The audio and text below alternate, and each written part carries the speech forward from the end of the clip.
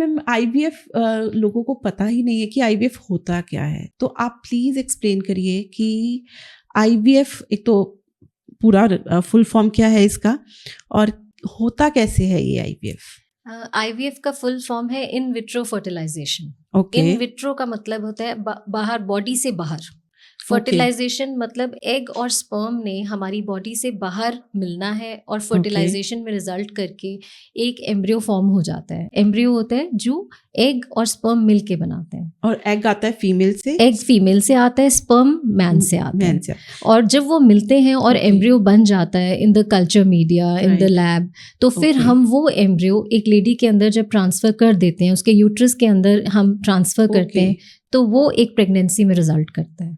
Okay. तो जो हम कहते हैं ना, जैसे मेरी बेटी पूछ रही थी, मैं जब इसकी प्रिपरेशन कर रही थी कि टेस्ट ट्यूब बेबी, तो यही टेस्ट ट्यूब बेबी होता है? इसी को ही टेस्ट ट्यूब बेबी कहा जाता है, बिकॉज यहाँ पे फर्टिलाइजेशन जो है वो नाम के लिए कह देते हैं कि टेस्ट ट्यूब में हो रही है, बट अदरवाइज वो डिशेस होती हैं स्पेसिफिक जिनमें फर्टिलाइजेशन की जाती है लैब में, मतलब आउटसाइड द बॉडी। ओके। उसके बाद वो मदर के वूम में उसको प्लेस कर देते हैं, इम्प्लांट किया जाता है, इम्प्लांट कर देते हैं, ट्रांसफर कर देते हैं। हम एम्ब्रियो ट्रांसफर कहते हैं इसको, एम्ब्रियो ट्रांसफर। तो जब वो ट्रांसफर के बाद प्रेगनेंसी होती है, क्योंकि एम्ब्रियो ने वहां पहुंच के यूट्रस की लाइनिंग के साथ चिपकना है और प्रेगनेंसी में रिजल्ट करना है, और वो फिर धीरे धीरे बेबी जो है वो जैसे नॉर्मल प्रेगनेंसी की तरह ही हो जाता है। मैम जब जैसे आपने बोला कि हम एग और स्पर्म को हम लैब में मतलब फ्यूजन करते हैं उनकी, तो पहले एग हम फीमेल की बॉडी से और स्पर्म जो है मेल की बॉडी से, मतलब एग को कैसे रिट्रीव किया जाता है? एग को रिट्रीव करने के लिए एक प्रोसीजर होता है oocyte रिट्रीवल, जिसमें हम पहले तो एग्स को फॉर्म करेंगे। पहले तो हमें जब जैसे लेडी के पीरियड्स आए हैं, हम उन्हें सेकेंड या थर्ड डे उनको बुला के उनके कुछ इंजेक्शन स्टार्ट करते हैं ताकि उनके एग्स ज्यादा बने, बिकॉज हमें रिक्वायरमेंट है कि अच्छे एग्स मिलें। जितना नंबर अच्छा होगा, एक लिमिटेड नंबर 8 to 10, 10 to 12, एक मतलब एवरेज नंबर है, ताकि हम उन्हें फर्टिलाइज कर सकें और अच्छे एम्ब्रियोज फॉर्म कर सकें। कितने मैम फर्टिलाइज आप वन टाइम में करके रखते हो? जितने एग्स रिट्रीव होंगे लेडी के, उनमें से कितनी परसेंटेज जो है वो आगे चलते हैं, फर्टिलाइज होते हैं, एम्ब्रियो में रिजल्ट करते हैं, क्योंकि हर स्टेप पे जो रेट होता है वो रिड्यूस होता जाता है। ओके, इट्स नॉट लाइक कि आपने 10 एग्स रिट्रीव किए तो 10 के 10 बहुत, मतलब अगर बहुत अच्छी क्वालिटी है तो 100% फर्टिलाइजेशन भी हो जाती है, नहीं तो कई बार 60 to 80% फर्टिलाइज होते हैं। और फिर उसके बाद जिस स्टेज पे हमने एम्ब्रियो ट्रांसफर करना है उसकी क्वालिटी देखनी है कि जो हमें परफेक्ट लग रहा है, ग्रेड ए लग रहा है, हम उसको ट्रांसफर करते हैं। और वो मैम मतलब एक ही एम्ब्रियो होता है या दो भी करते हैं आप ट्रांसफर? ऐसा है कि एज पे ये डिपेंडेंट होता है। अगर तो पेशेंट की एज, जैसे आजकल हमारे कंट्री में 3 तक आप ट्रांसफर कर सकते हो, 3 एम्ब्रियोज, लेकिन अगर जैसे पेशेंट की एज 35 से ऊपर है तो आप डेफिनेटली 3 ट्रांसफर करेंगे।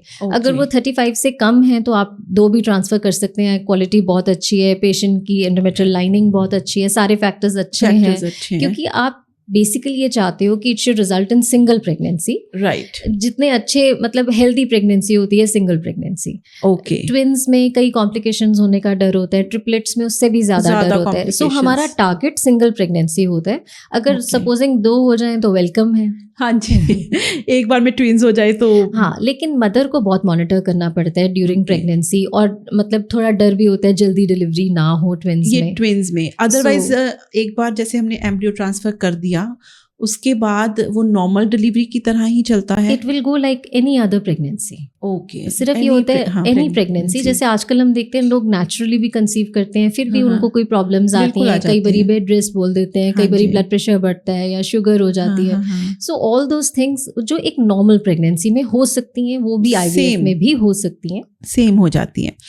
मैम एक बड़ा ही मन में सवाल आता है और बहुत लोगों को भी लगता है कि ये पेनफुल प्रोसीजर है बहुत, जो एग रिट्रीवल हो गया या मदर के वूम में दोबारा से एम्ब्रियो को इम्प्लांट करना हो गया, तो ये पेनफुल कितना होता है एक विमेन के लिए? जब भी मेरे पास कोई भी पेशेंट आता है तो मैं सबसे पहले उनको यही कहती हूँ कि ये I will try to make it as comfortable for you as possible, ताकि आपको ये ना लगे कि कहाँ मतलब बहुत मुश्किल हो रही है। ओके। सो जैसे हम ब्लड सैंपल देते हैं, उसकी प्रिक होती है, मैं उनको यही कहती हूँ कि अल्ट्रासाउंड जब वो कराते हैं उन्हें एक सेंसेशन पता चल जाती है कि ऐसे फील होने वाला है। उसके अलावा मैं चाहती हूँ कि उनको कोई पेन ना हो, ये मैं उनको बताती हूँ, ताकि मतलब सिर्फ इंजेक्शंस की प्रिक है या ब्लड सैंपल की है, जब हमने उस साइड रिट्रीवल करना है that will be done under anaesthesia, ताकि उनको कोई प्रॉब्लम हो ही नहीं। जनरल एनेस्थीसिया शॉर्ट चाहिए, जिसको थोड़ी देर के लिए आप कह सकते हो, ताकि असर हो।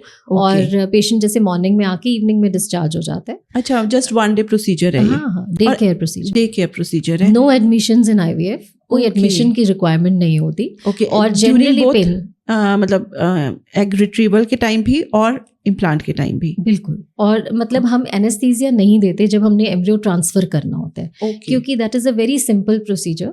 और ज़्यादातर पेशेंट्स एक्सपीरियंस नहीं करते पेन। जब हम पेशेंट को एग्जामिन करते हैं हमें एक आइडिया हो जाता है। कुछ ऐसे पेशेंट होते हैं जो बहुत एंग्शियस और एप्रीहेंसिव होते हैं, तो हम उनको कहते हैं कि आपका एम्ब्रियो ट्रांसफर भी हम अंडर एनेस्थीसिया कर सकते हैं, पर जनरली लोग करवा लेते हैं विदाउट एनेस्थीसिया, तो इतना पेनफुल नहीं होता। उस side retrieval definitely under anaesthesia जो हमने एग्स रिट्रीव किया, लेकिन एम्ब्रियो ट्रांसफर विदाउट एनेस्थीसिया हो जाता है।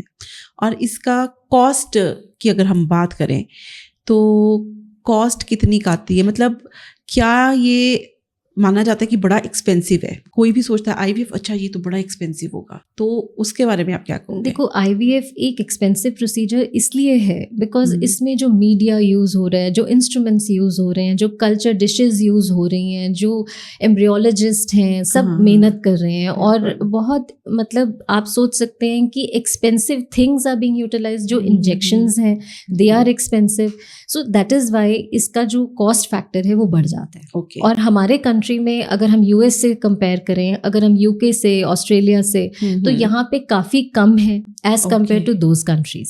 सो इसलिए लोग इंडिया में आके IVF करवाते हैं। It's a part of medical tourism because यहाँ पे चीपर है।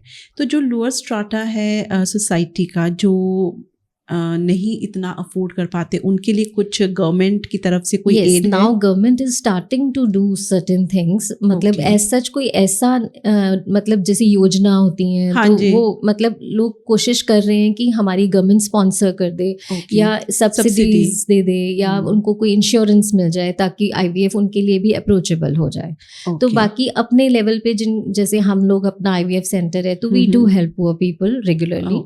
और एक बहुत अच्छी बात थी कि एक कॉफ़ी शॉप में मैं गई तो वहाँ लिखा था कि आपने तो अपनी कॉफ़ी एंजॉय कर ली है, तो अगर आप एक कॉफ़ी किसी और को स्पॉन्सर कर दें तो उसको भी खुशी मिल जाएगी। तो उससे मुझे ये लगा कि जिनके बच्चे IVF से होते हैं, I have seen the Joy in their eyes and in their heart. तो उस समय मेरा मन कहता है कि अगर not the whole amount, but अगर वो कुछ एक स्पॉन्सरशिप किसी एक पेशेंट को दे सकें जिसमें ट्रांसपेरेंसी हो कि उनका पैसा मिसयूज नहीं हो रहा, और एक स्पेसिफिक पेशेंट को वो स्पॉन्सर करें एनोनिमसली, तो बहुत भला हो जाएगा। क्योंकि हमारी तो पॉपुलेशन इतनी है, अगर एक इंसान एक को भी स्पॉन्सर करे तो बहुत लोगों का फायदा हो जाएगा। और हमारे पास आते भी हैं लोग जो जिनके एम्प्लॉइज हैं, लोग उनके लिए खर्चा करते हैं। और हम भी अपना पार्ट करते हैं कि हम भी उनको डिस्काउंट देते हैं, ताकि हम भी अपनी चैरिटी कर सकें। बिल्कुल, ये बहुत अच्छी बात है मैम, और कितना अच्छा आइडिया है ये कि जो लोग उस खुशी को महसूस कर चुके हैं तो उनको वो ज़्यादा, मुझे लगता है कि एक फील आता है कि हम किसी और की भी हेल्प करें तो उनको भी वही खुशी महसूस हो जो उनको हुई है।